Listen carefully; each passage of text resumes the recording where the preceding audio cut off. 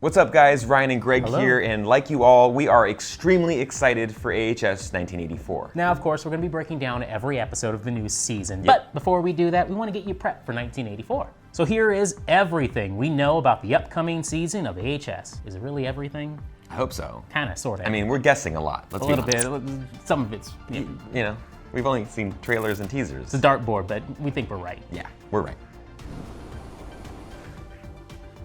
All right, Greg, now we have an official trailer for the upcoming season, so of course we need to break down every single frame in the trailer. Yes, we should dissect it, or slash it. Shit, that was bad. We'll work on these before the season starts.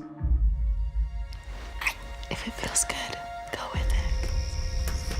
So first we get the setting, which is Camp Redwood. We've seen this teased before, and it's probably somewhere outside of the Los Angeles area, because we know that parts of this show do take place in 1984 in Los Angeles. Now, the trailer looks to be cut up between footage from, we got this grainy footage, it looks like it's a flashback with also present day footage, but it's all stylized, and I like it. Yeah, totally. But there are apparently two different timelines of when this is taking place, right? At least two. Yeah, at least two. Like an original massacre that goes down at the campgrounds, and then a more present day where they're going to be working at the same campground. Why? And basically, the horror comes back from the past to get them again. Mr. Jingles.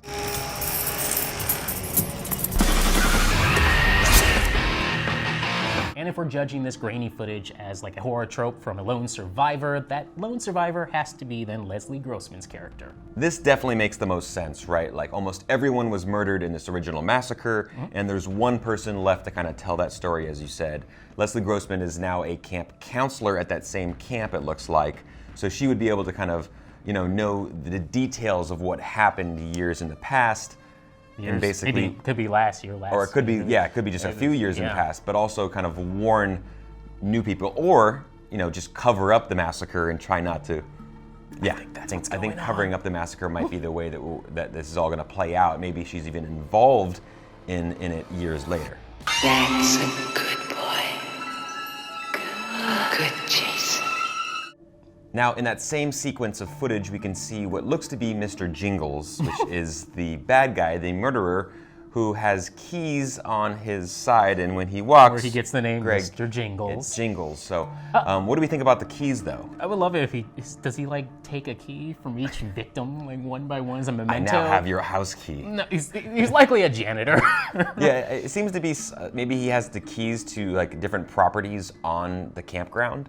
Different rooms, basically you can't lock yourself and pretend you believe that you're safe. He can get into every place. So he started off as like a janitor. He started off as someone important, having a job at the campground, and then he flipped out and started killing people. I can see the scene already where someone's closing the door, running away. They're on the floor, all bloody, and they lock the door. They think they got him out, and then instead of the banging or anything, just you hear the jingle of the keys and the door, the lock, and he doesn't need to cut through the door or No. kick it down. He can just literally unlock it and just come in there and That's then gotta kill happen. you. Now, a few shots later in the trailer, we get present day 1984 in an aerobics studio. Greg, Cool. have you ever done aerobics? Yes, I have. Perfect for the time, obviously, but also it's a major callback to the 1985 film Perfect, which I'm sure you guys have seen GIFs of at this point. It stars John Travolta and Jamie Lee Curtis, and even if you look back behind in on the signs, the place is called, I think it's Perfect 10 Aerobics. So, the whole gang kind of hangs out there and they're planning their summer plans. And a job at Camp Redwood is what Cody Fern's character, who we think is named Xavier, it's what he wants to do. Not a great idea. Don't go to the campground. Now, we also meet Emma Roberts' character, Brooke, and Billy Lord, who's rumored to be named Montana, newcomer Gus Kenworthy, who will be playing Brooke's boyfriend, and Deron Horton from Dear White People. Now, I saw rumors online of Billy Lord possibly playing, get this, a young Sally McKenna Hotel. from Hotel. Getting high used to be like how you imagine heaven. Pure light. Perfection of it all. Even in me. This would be 10 years earlier than when she went to Hotel and got pushed out a window. That would be wild. It is in the LA area. It's true, but I'm pretty sure she's gonna die. Look, if she's playing like, you know, the edgy rocker chick, she's not gonna make it much farther in this series. 2 episodes tops. I agree. Now back to Brooke for a second, Emma Roberts' character. It looks like she's had some history in the past that's coming back to haunt her. Looks like she was involved in an attack. Narrowly survived it. Apparently she survived it. And she's very hesitant on going on long weekend trips or summer trips to weird places or places she's not familiar with. You can understand that after an experience like that, she would be kind of cautious with anything. You know, even with large groups of people she doesn't know. Obviously, this is a trope we've seen throughout a lot of horror movies. Good character development for her. It'll be haunting her throughout the entire season for how many episodes she lasts. Now, the person responsible for that attack, we think we know who it is, and we'll get back to that a little bit later. Then we get a fun aerial shot of the green van driving through the woods. Feels like an homage to the Texas Chainsaw Massacre, that green van that we see in that film. Also, that license plate on the van is Fantasy. Fantasy. There you go. Is it all a dream? Is it all part of a cheesy horror movie? Cabin in the Woods. Lock them in.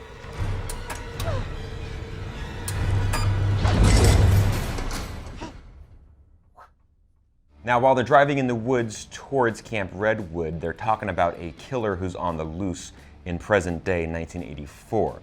So we think it might be Mr. Jingles, who we later find out that has escaped the psychiatric facility.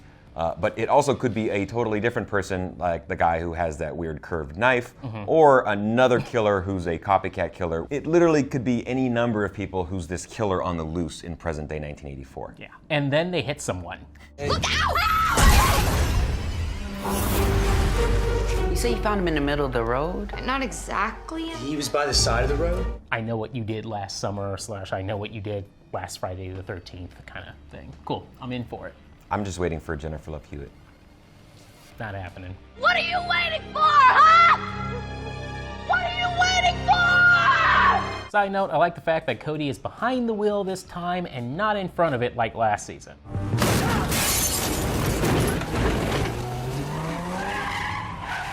I guess he got his revenge, right? Yes, look at that shot. It's a quick shot. He's just like, he's driving like he wanted to do it. I don't know. Now, from what we learned in that movie, if you hit somebody and you try to cover up the murder, it's bad news for you. Horrible mistake. Just drive off in the movie. Not in real life. Now, we looked closely at this shot, and it doesn't look to be like any of the long-haired killers that we see, or Mr. Jingles, or anyone of that sort. It looks to be like this short-haired, kind of raggedy-haired, brown-haired dude, an innocent person, a pedestrian, and they brought the body to the campground. Like, what an entrance. Like, hey, guys, nice to... I heard about the new job here in the summer. Oh, here's a body we found in the middle of the street. They're going to wake up, and they're not going to be happy. Yeah, and this is when Cody Fern's character kind of covers up the whole idea, like they just found him on the side of the road, that he doesn't really come clean and say, hey, I was driving and I hit a pedestrian. So it's the 80s. What do you think, CSI is going to catch him? Fine. You say you found him in the middle of the road? Not exactly. He was by the side of the road? Why don't we give our nurse some space? Come on, I'll show you all around camp. Now, for my Pose fans out there, you may notice that face of Nurse Rita, who is played by Angelica Ross from Pose, Candy, who is now, for the first time ever, a trans actor has locked down 2, count them, 2 regular roles.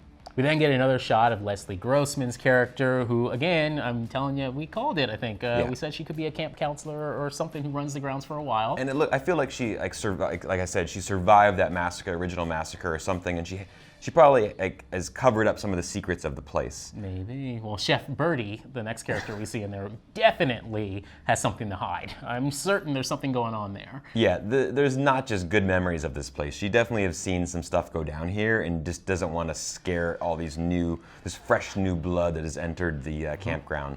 Doesn't want to scare them off too quick. I smell lies. Hey, Greg, what do you think Chef Birdie makes for dinner? Nope, damn it. And then outside of a psychiatric hospital on a dark and rainy night, perfect timing. Of course. Everyone is kind of let loose, and someone has escaped. Now, if you look closely, it looks like a lot of patients are kind of milling around the outside. Just like Halloween. Yeah, there are chances that not just one person, they can't account for one person, but perhaps more than one person is out there. Not just Mr. Jingles. Exactly. One of the patients broke out. Who? Mr. Jingles. Now that face should look very familiar to you. That is X-Files' very own Mitch Pileggi, and it is awesome that he's playing this like Dr. Loomis-like character. Yeah, it's really perfect, and it makes Mr. Jingles, who we've learned has escaped, kind of like the Michael Myers character in this situation. A good callback to Halloween, obviously. Now, Mr. Jingles is played by John Carroll Lynch, who's played some pretty great characters in AHS history. Oh yes, he's played John Wayne Gacy, and of course my favorite character. You love clowns. Yeah, Twisty.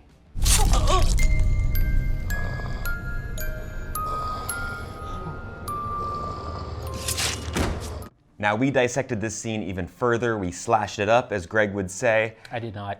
No. And it looks like Frances Conroy.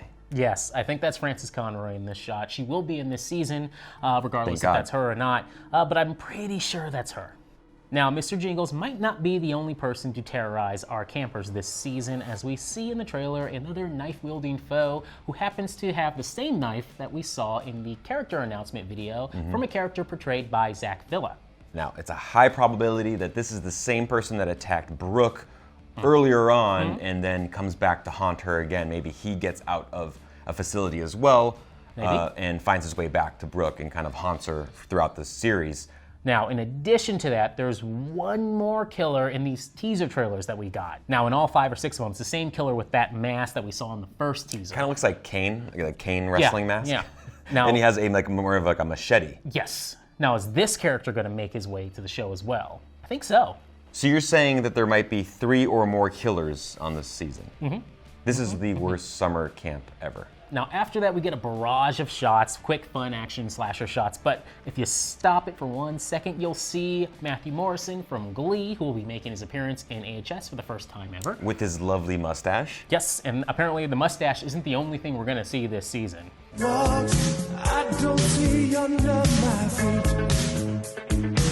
And the trailer wraps up with a nice, fun homage to Friday the 13th. They're getting gas at the gas station, and an old man basically tells them that they're all gonna die. Just like Ralph.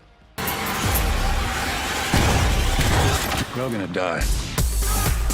Pretty camp blood, ain't you? God damn it, Ralph, get out of here. Go on, get. Leave people alone. You'll never come back again. Oh, shut up, Ralph. It's got a death curse. Side note, speaking of Friday the 13th, the costume design looks to be on point. Perfect 80s wardrobe. Oh yeah. Greg, now let's talk about people we did not see in that trailer. Sarah Evan Paulson. Peters. Let's start with Sarah Paulson. Cool. We know that she won't have a regular role as she's had in past seasons, but I would not be surprised if she does make a slight cameo towards the end of the season. I'm assuming this is a Winters cameo, if we get Yes. anything. And with that said, maybe it's just like an epilogue in the final episode where we have someone either walking around the camp. That's too much actually for her. I can just see her in a newsroom. Talking to one of the survivors, maybe. Yes. Honestly, I just think they're just gonna have her on a TV screen, like a green screen, and then just have her hold up a mic for 5 seconds, and then they use that footage for just a broadcast, a news broadcast. That's it. That's all you need. That is a great point, because we know that last season was heavy with the connections and everything like that. This is going to be not as connected, but there will be fun little Easter eggs that we can pick apart. You put it in your book just so you could sell more copies. You sold out. I'm a writer. It's my job to tell the essence of truth. Now, it's rumored that Jamie Brewer was on set, apparently. It's a rumor, but it would be cool to see her come back. Cordelia, long time no see, bitch. Now, the bad news is that Evan Peters will not be joining the cast this season. And it looks like he's gonna take a break for at least until next fall. We'll see. I don't know. We may see him again before this series closes out. Now, how about someone who wants to be in the show? All right, producers or anyone out there who's watching this, Vince Staples wants to be on. Yeah, he even tweeted about it. AHS 1984 look crazy. Somebody please send them the Vince Staples show. It's a really good show, actually. I watched it. I'm trying to be in the next season. Greg, here's the idea. Vince Staples joins Stevie Nicks for a performance in front of the witches.